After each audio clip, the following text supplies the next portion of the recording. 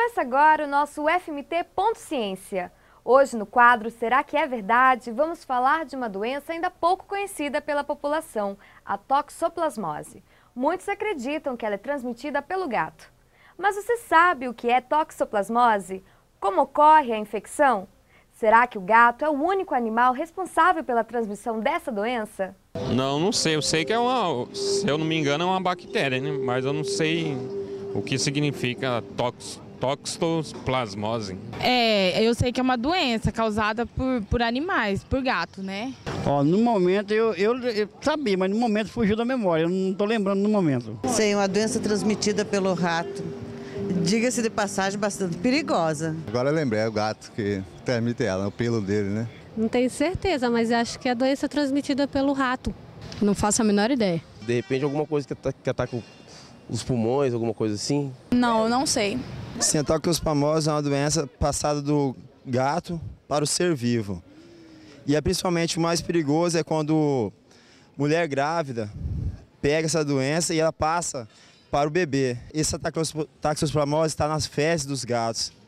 Por isso a necessidade de ter cuidados com essas fezes. Não sei. O que é toxoplasmose?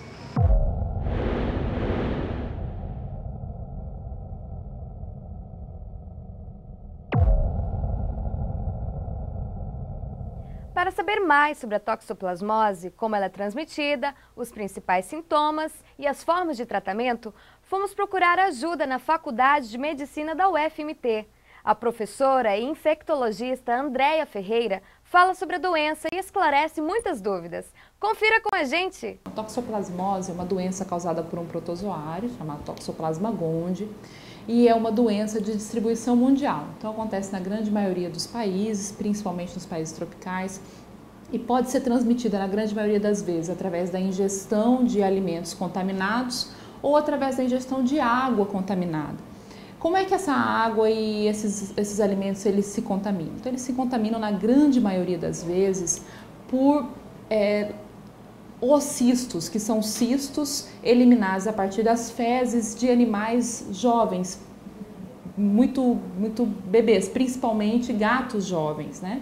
E eles eliminam isso na maior fase de sua vida? Não, na realidade eles acabam eliminando esses oocistos, que a gente chama, na realidade, no início da vida, nos primeiros meses de vida. Então, esses animais, eles eliminam esses oocistos através das suas fezes, e as fezes desses animais contaminam os alimentos os quais a gente ingere. Então, a água contaminada, a carne crua. Por isso que é importante, quando nós somos suscetíveis a essa doença, nós estarmos sempre nos privando de determinados tipos de atividades. Por exemplo, a mexer com jardinagem, plantar, então ter horta em casa. Tudo isso tem que ser muito bem orientado para os pacientes que são suscetíveis, comer alimentos crus, né, ou mal passados, manipular esses animais numa fase mais tenra da vida, principalmente os animais mais jovens, tudo isso pode favorecer o contágio dessa doença. A grande maioria das pessoas não adoece por essa doença, pela toxoplasmose. Apenas 10% das pessoas, na grande maioria das vezes, é que pode adoecer. 90% das pessoas teve contato com o Toxoplasma gondii e nem ficou sabendo que teve esse contato. Por isso que, quando a mulher vai gestar, né, vai ficar gestante, é fundamental que ela faça os exames do pré-natal para saber se ela já teve ou não contato prévio com o Toxoplasma gondii, de forma a fazer as prevenções. Então, evitar mexer com jardinagem, evitar manipular carne crua, evitar ingerir carne crua ou mal passada, né, de forma que ela não adquira esse toxoplasma durante a gestação. A maioria das pessoas, como eu já falei, não tem nem sintomas desse toxoplasma, portanto, elas não vão saber nem que tiveram.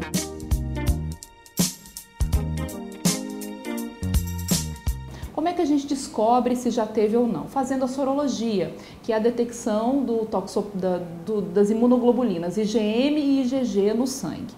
As imunoglobulinas, elas vão dizer se você já teve um contato anterior com a IgG positiva ou se na realidade você nunca teve contato. Então a IgG vai ser negativa. Se você estiver doente, O que vai aparecer no seu sangue é a detecção do IgM, que é uma imunoglobulina que aparece quando a pessoa está exatamente no momento da doença, apesar de talvez não estar sentindo nada nesse momento, até porque 90% das pessoas não sente nada.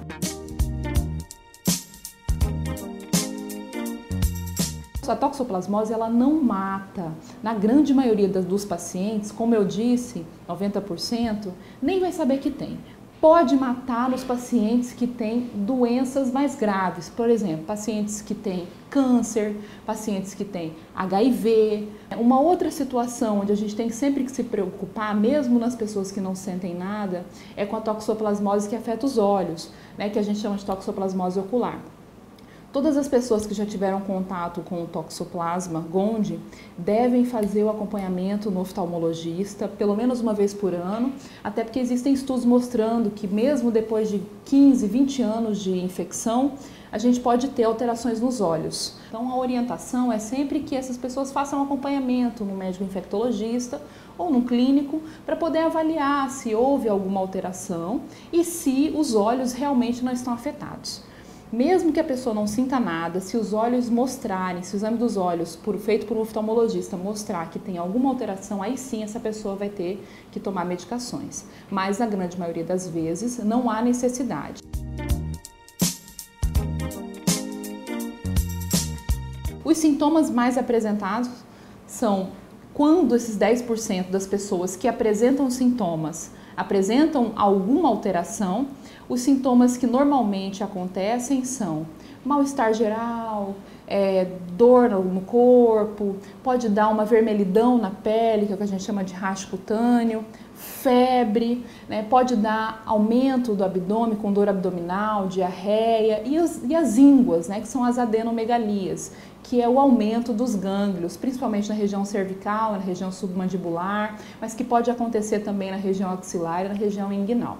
Todos esses sintomas são bastante inespecíficos, por isso, quando a gente tem contato com esse Toxoplasma gondii, a gente pode nem saber que teve, até porque pode ter passado por alguma outra doença infecciosa do dia a dia. Portanto, se aparecerem alguns desses sintomas somados à febre, que não melhora com mais de 7 dias, somados ainda a ínguas, né, ou as adenomegalias, principalmente nas regiões cervicais e submandibulares, é fundamental procurar um médico para que se faça o diagnóstico diferencial e, se houver necessidade, também o diagnóstico da toxoplasmose.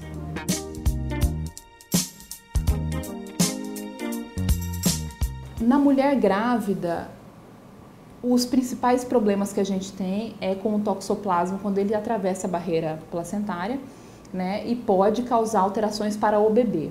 A mãe, ela não, na grande maioria das vezes, ela nem vai saber que está tendo toxoplasmose. Ela só vai ter porque ela vai fazer um pré-natal adequado e o médico vai solicitar esses exames. Quando se solicita esses exames, o IgM vem bastante reagente, isso quer dizer que a mãe está com toxoplasmose. Nesse momento, é fundamental que se faça o diagnóstico do bebê. Se houver dificuldade de se fazer o diagnóstico do bebê através de exames mais rebuscados, a gente acaba tratando a mãe e o bebê, porque se esse toxoplasma invade a barreira placentária e acomete o bebê, ele pode ter várias malformações, né? Principalmente no coração, no cérebro, no fígado, em vários outros segmentos, de forma que isso pode fazer com que a mãe, inclusive, tenha abortos. Por isso é importante e fundamental se fazer esse exame durante a gestação ou até mesmo antes dele, de forma que a mãe saiba qual é o seu status imunológico, se ela já teve contato prévio com essa doença ou se não, se na realidade ela tem que tomar uma série de cuidados, como eu falei, evitar a jardinagem, evitar manipular a carne crua ou mal passada, evitar ingerir alimentos que não tenham sido tratados adequadamente.